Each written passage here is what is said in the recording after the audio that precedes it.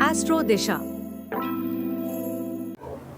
আগের পর্বে আমি আলোচনা করেছিলাম যে শনি এখন ট্রানজিটে বুধের নক্ষত্রে গমন করবেন। এবারে বুধের নক্ষত্রে গেলে স্বাভাবিকভাবেই যারা শনির দশা, অন্তর্দশা বা প্রত্যন্ত দশার মধ্যে আছেন তাদের সময়কাল পাল্টাবে। কারণ কি, গোচরের ফল অতি অবশ্যই মানুষকে পেতে হয়।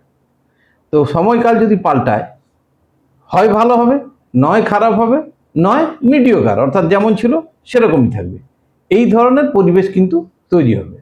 তো গত এপিসোডে আমি আলোচনা করেছিলাম যাদের এই শনি যখনই বুধের নক্ষত্রে গমন করছেন, অর্থাৎ 17/5 তারিখে, তখনই শুভ কতটা হতে পারে বা কী ধরনের শুভ হতে পারে আমি ডিসকাস করেছি। আর আজকের এপিসোডে আমি ডিসকাস করব ঠিক উল্টোটা, অর্থাৎ কাদেরকে কতভাবে বা কিভাবে সাবধানে থাকতে হবে এই পিরিয়ডটার মধ্যে। এই স্প্যানটা হলো মোটামুটি বুধের নক্ষত্রে 17/5 থেকে 10/10, এই সময়কাল কিন্তু বুধের নক্ষত্রই থাকবেন। এর মধ্যে রেট্রোগেট হবেন, ডাইরেক্ট হবেন, এই ধরনের ঘটনা ঘটবে, সেটা পরে মেনশন করে দেবো। কিন্তু বেসিক একটা রেজাল্ট তো পাওয়া যাবে। তো এই বেসিক রেজাল্টের উপর আগাম জানিয়ে দেওয়াটাই হলো মূল কর্তব্য বা মূল নীতি। তো সেই হিসেবে আজকে এখন আমি বলবো যে যাদের শনির দশা, অন্তর্দশা বা প্রত্যন্ত দশা চলছে, তাদের গোচরকালের কিছু পরিবর্তন আসবে, তাদের সাবধান হওয়াটা খুব জরুরি। তাতে কে কে আছে, কোন কোন ছটি আছে, সেটা হলো আমি মেষ বৃষ বলেছিলাম, স্বাভাবিকভাবে মিথুন এবং কর্কট। মিথুন কর্কট থাকবে। সিংহ আমি বলেছিলাম, কন্যা থাকবে, তুলা থাকবে, তারপর স্করপিও স্যাজিটেরিয়াস বলেছিলাম, তাহলে ক্যাপ্রিকর্ন আর অ্যাকুয়ারিয়াস থাকবে, অর্থাৎ মকর এবং কুম্ভ থাকবে। এই ছয়টির লগ্নের জাতক জাতিকাদের ঠিক কিভাবে এই সময়টা পাস করা উচিত বা সময়টা কিভাবে কাজ করা উচিত, এইটুকু যদি মেনটেন করে চলতে পারেন, তাহলে কোনো জায়গায় প্রতিকার নিতে হবে না, কারো কাছে ছুটে যেতে হবে না যে আমার কি হবে গো, আমাকে প্রতিকার দাও, নইলে আমি বাঁচতে পারছি না। কিচ্ছু হবে না, শুধু সময়ের খেলা। সময় আসে সময় যাওয়ার জন্য, আবার সময় যখন যায় সে আবার ফিরে ফিরেও আসে, এটাই জীবন। তো শুরু করি আজকের অনুষ্ঠান, আপনার সঙ্গে থাকুন।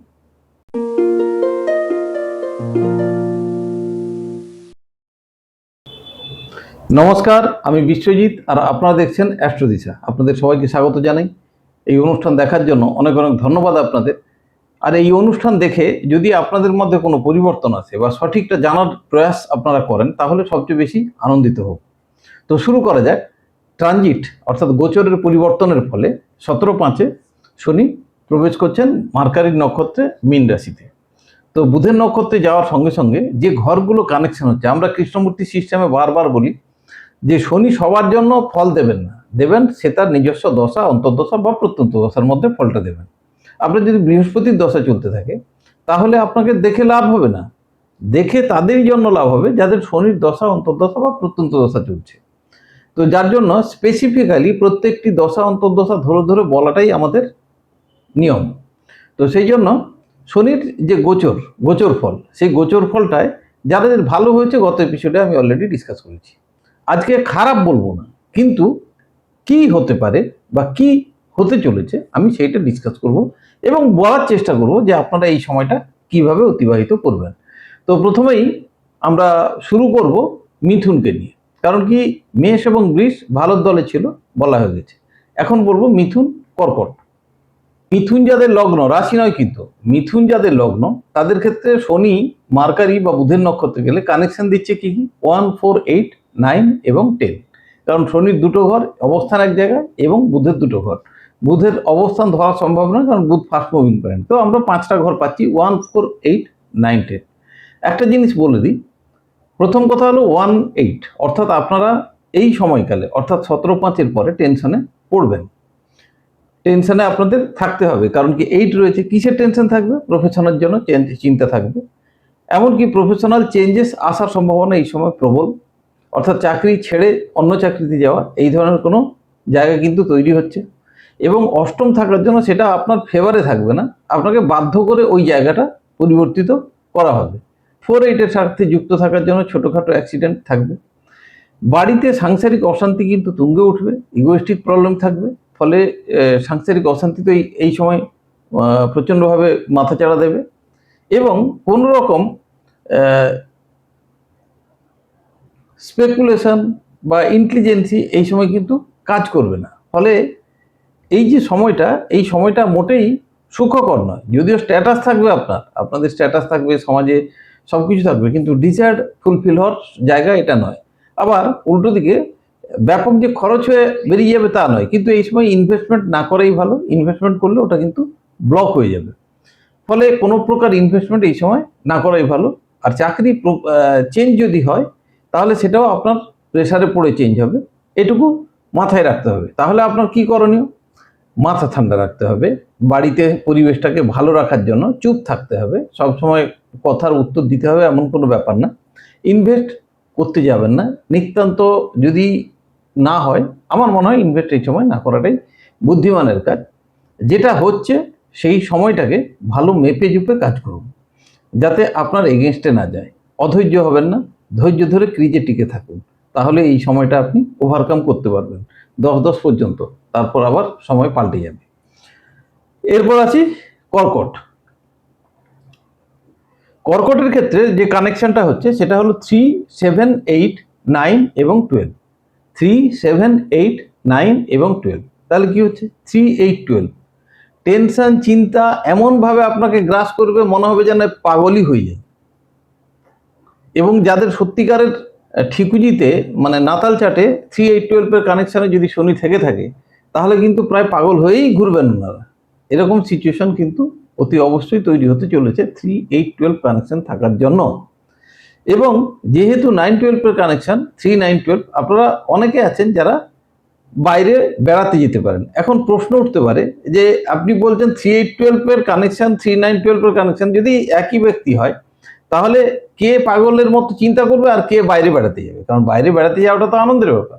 হ্যাঁ, এখানে এই কারণে বলছি, এটা আপনাদের নাতাল চার্ট ঠিক করে রেখেছে, অর্থাৎ জন্ম ঠিকুজিতে ঠিক করা আছে। জন্ম ঠিকুজিতে যাদের 3, 8, 12-এর কানেকশন থাকবে তারা পাগল প্রায় হয়ে যাবে, আর যাদের 3, 9, 12-এর কানেকশন থাকবে তারা বাইরে যাবে। ফলে নাতাল চার্টের সাপেক্ষেই কিন্তু রেজাল্টটা আসবে। আশা করি বুঝতে পেরেছেন। তো 7, 12 বিজনেসের জন্য আপনারা এই সময় ইনভেস্টমেন্ট বাড়াতে পারেন। 8, 12 প্রেসারাইজ কন্ডিশনের মধ্যে থাকতে হবে। যে টাকা ইনভেস্ট করবেন সেটা ব্লকেজ শুধু হবে না, সেটা লোকসানও হয়ে যেতে পারে, নাও ফিরতে পারে। ধরুন আপনি একটা জায়গায় ইনভেস্ট করলেন 1 লাখ টাকা বা 2 লাখ টাকা, হয়তো ফিরলই না, টাকাটা নষ্ট হয়ে গেল। ফলে এই জায়গাগুলো সাবধান থাকতে হবে। 9, 12 আছে যারা স্কলার অর্থাৎ রিসার্চের কাজে যারা রয়েছেন, এডুকেশনাল রিসার্চ, তাদের ক্ষেত্রে এই সময়টা কিন্তু উল্টে শুভ। যেহেতু 9 রয়েছে, উচ্চশিক্ষা রিসার্চের জায়গা কিন্তু ক্লিয়ার। যারা গুপ্তবিদ্যায় রয়েছেন তারাও বিভিন্ন রকম ভাবে রিসার্চ কাজ করতে পারেন। এই সময়টা কিন্তু আপনারা নতুন নতুন থিওরি বা তত্ত্ব আপনারা আহরণ করতে পারবেন। বিবাহের ক্ষেত্রে এই সময়টা প্রশস্ত, অনেকের বিয়ে এই সময় ঘটবেই।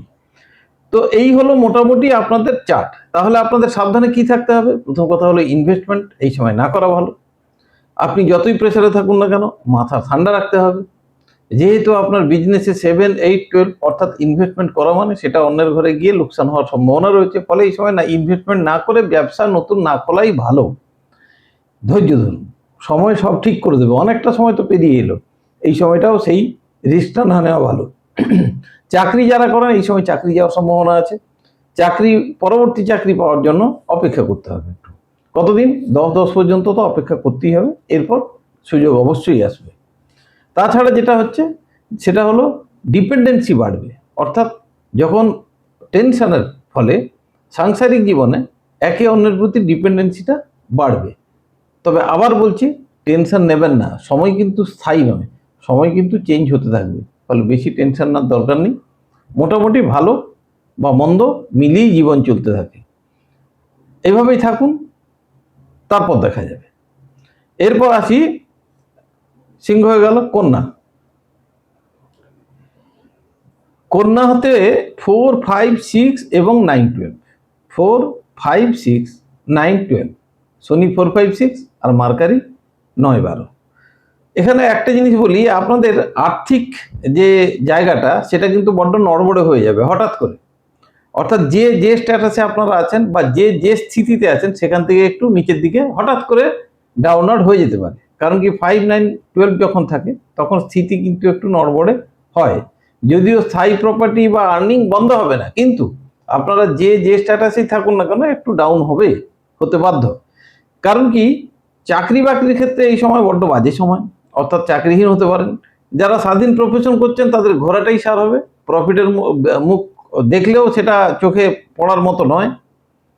বিভিন্ন স্পেকুলেটিভ জায়গায় আপনারা ইন্টারেস্টেড হয়ে টাকা পয়সা ইনভেস্ট করবেন, কিন্তু সেগুলো সব বিফলে যাবে। শারীরিক সুস্থতা নিয়েও একটা সন্দেহাতীত ব্যাপার থাকে।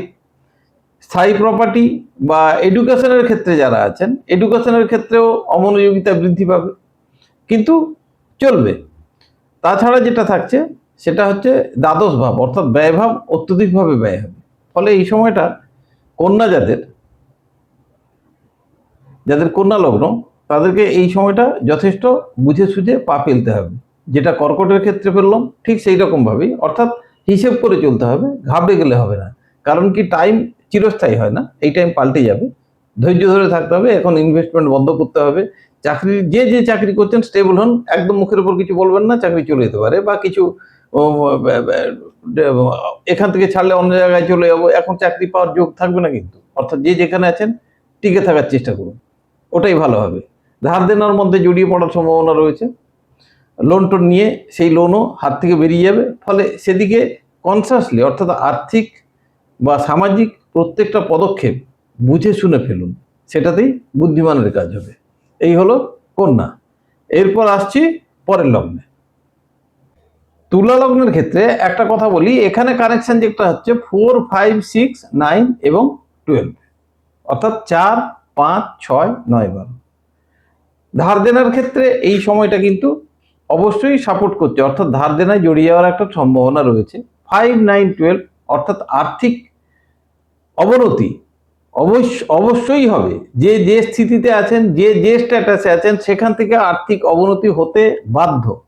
ফলে কি হবে, দুশ্চিন্তা বাড়বে। তবে খুব বেশি দুশ্চিন্তা যে বাড়বে সেরকম কোনো যোগ নেই। আর এই সময় যা করবেন অন্যের বেনিফিট হবে, আপনার কোনো বেনিফিট হবে না। ফলে এই সময়টা কোনো মতেই ভালো বলতে পারছি না। অনেকে এই সময় স্থায়ী সম্পদ বিক্রিও করে ফেলতে পারেন, কারণ কি, অর্থনৈতিক টানের চোটে স্থায়ী সম্পদও হারানোর একটা জায়গায় কিন্তু এই সময় রয়েছে। ফলে কি হচ্ছে, আবার যাদের পিতা মাতা অসুস্থ হয়ে রয়েছেন বা কোনো কারণে বয়স্ক হয়ে রয়েছেন, সেক্ষেত্রে তাদের শরীরের দিকে এক্সট্রা কেয়ার নেওয়াটা এই সময় জরুরি। ফলে কি হচ্ছে, সময়টাকে আমি ভালো আপনাদের বলতে পারিনি। এই কারণে এখন কি করা উচিত, আপনাদেরকে খুব মাথা ঠান্ডা করে সাবধানে থাকতে হবে। আর্থিক লেনদেনের ক্ষেত্রে এক্সট্রা কনসিয়াস থাকতে হবে, এবং ইচ্ছে করলেই যে খরচা করবো তেমন না। এই সময় একটু কৃপণ হয়ে যান। কৃপণ হলে এই সময়টাকে খুব ভালোভাবে ওভারকাম করতে পারবেন। সাংসারিক সুখ সবসময়ের জন্য একই রকমভাবে চলে না, সেটাকে একটু মেনটেন করে আপনাকে একটু হাত ছোট করে নিতে হবে, তাহলে কিন্তু এই সময়টা ওভারকাম হয়ে যাবে। কোনো রকম ইনভেস্টমেন্টে এই সময় যাবেন না। স্থায়ী যে কোনো কাজে এই সময় একটা লোকসান, ঠকে যাওয়ার সম্ভাবনা রয়েছে। ফলে সেই দিকটা খেয়াল করুন, মাথা ঠান্ডা করুন, ভেবে চিনতে পা ফেলুন, তাহলেই দেখবেন সময় কেটে যাবে, কোনো টেনশন থাকবে না। এরপর বাকি দুটো থাকছে, সেটা হলো মকর এবং কুম্ভ। মকরের ক্ষেত্রে যে ঘরগুলো কানেক্ট হচ্ছে 1, 2, 3, অর্থাৎ মকর 1 শনির নিজের ঘর, তারপর 2 শনির নিজের ঘর, শনি বসে রয়েছে 3, 1, 2, 3, আর মার্কারি 6 এবং 9। তাহলে এই 1, 2, 3, 6, 9 এতে একটা জিনিস পরিষ্কার, আপনাদের হেলথের প্রবলেম এই সময় কিন্তু দেখা দেবে, অর্থাৎ শারীরিকভাবে অসুস্থতা এই সময় কিন্তু ইন্ডিকেশন করে রেখেছে। অনেকে থাকবেন যারা নিউরো প্রবলেমে ভুগবেন বা স্নায়বিক কারণে কষ্ট পাবেন, এই সময়টা কিন্তু সাবধানে থাকতে হবে। অনেকে আছেন হেরিডিটারি ডিজিজের ভুগতেই হবে। তো এই সমস্ত, এছাড়াও যাদের কিছু ক্রনিক ডিজিজ আছে, তাদের রোগ এই সময় বৃদ্ধি পাবে। এদিকে একটু এক্সট্রা নজর দিতেই হবে। তাছাড়া যেটা চলছে, আর্থিক হানি এই সময় অসম্ভব কিছু নয়। চাকরি যারা করেন, চাকরির ক্ষেত্রে চাকরিহীন হওয়ার এই সময় একটা পসিবিলিটিস রয়েছে। ফলে মাথা ঠান্ডা করে কাজ করুন। তবে এই সময় যেটা পরিষ্কার, হার্ড লেবারিয়াস হতে হবে, অর্থাৎ এই সময় আপনারা প্রচন্ড পরিশ্রম করতে হবে। মানে পরিশ্রম অটোমেটিক, বিভিন্ন কাজের পর কাজ আসবে, পরিশ্রম বাড়তে থাকবে, নিজের কারেজ বৃদ্ধি পাবে শুধু ওই পরিশ্রম করার জন্যই। তাছাড়া যেটা থাকছে, বিভিন্নজন তীর্থক্ষেত্রে ভ্রমণ করতে পারবেন। স্টুডেন্ট যারা আছেন তারা অমনোযোগিতা প্রকাশ পাবে, কিন্তু উচ্চশিক্ষায় যারা ইনভলভ হয়ে রয়েছেন তাদের মনোযোগ বাড়বে, কিন্তু আখেরে লাভ হবে না। কারণ কি, 11th বা 10th না থাকার জন্য এই সময় কোনো সাফল্য আপনারা পাবেন না। এটা কতদিন পর্যন্ত থাকবে? 10 পর্যন্ত। ফলে মকর লগ্নের জাতক জাতিকা যাদের শনির দশা, অন্তর্দশা বা প্রত্যন্ত দশা চলছে, তাদের একটা কথা পরিষ্কারভাবে বলতে চাই যে এই সময়টায়